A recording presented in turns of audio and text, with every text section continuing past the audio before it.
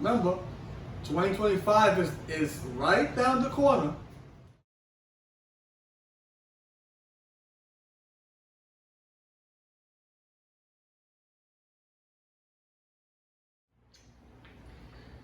That they were doing construction on, you know.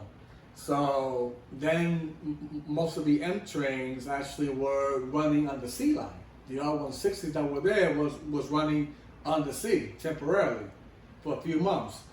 And of course now people are saying it's the same situation with the A train and then the E and F and and R in general, the way they're swapping it.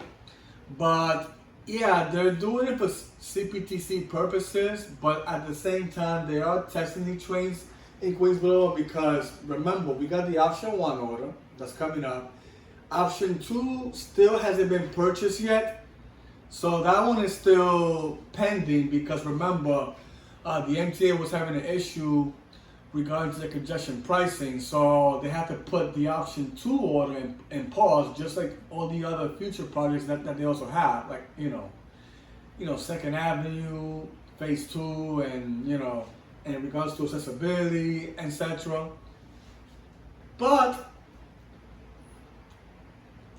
I mean, I understand a lot of you people who are in favor of the B and D, thinking like, oh, it's temporarily. It might be, but you never know, because remember, Queens Boulevard is fully CPTC. So if you look at it this way, it would make sense for the MTA to actually transfer R211s to the Jamaica yards for the E and F, and maybe the R train too also. But since the base order right now is only for the A and C, which of course right now they're still working on the A train. The C train, they still have, the R211Ts as well as the R79, 4-car sets, and the aging R46, which of course those are the ones that are going to get replaced. Now, this is what I know so far, folks. Looking at these 2 trains, I mean, I could see it being permanent somehow, but not with the base order. The base order, of course, that's going to go straight to the ANC, Rockaway Shuttle, as well as the Stelline Railroad. We already know that. But for the option 1 order, I am seeing that going to Jamaica yards for one reason. Because remember, 6th Avenue is on pause regarding to the CPTC, right? As well as every other line as well that's getting it. We do know that Crosstown, regarding to the G line, they're already working on that now. They've been working on that now. Once it hits the 28th of this month, they're gonna start working on that process, getting that line upgraded with CPTC, which will be the 3rd line in New York City to be fully CPTC, the G. Now, looking at it all together, I could really say, in my point of view, I am gonna see R211s heading to the E and F. Why? Because those lines are fully upgraded, especially when it comes to Queens Boulevard.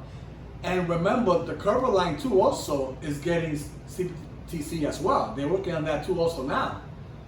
So, and then 8th Avenue. So, I mean, you're looking at it this way, it makes perfect sense for the F train in general to get the R211A, and then of course the E. Because remember, the F train is the 2nd longest route in New York City, behind with the A train. Which the A train does have the R211A.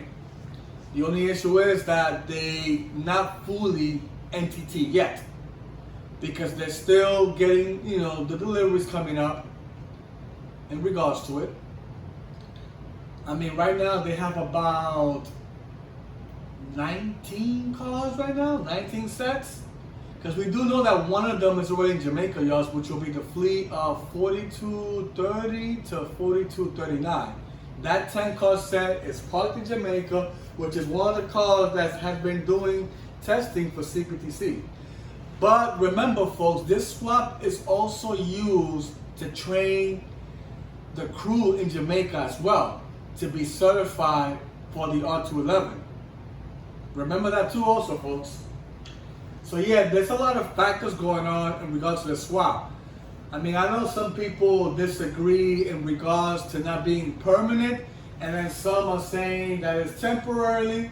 I mean, yeah, for the base order, I mean, yeah, it makes sense for none of those cars to really be permanent on Jamaica yards yet. Because remember, we got the option 1 order that's coming up next. So once the base order is done, then they're going to go straight with the option 1 order. Remember, 2025 is right down the corner.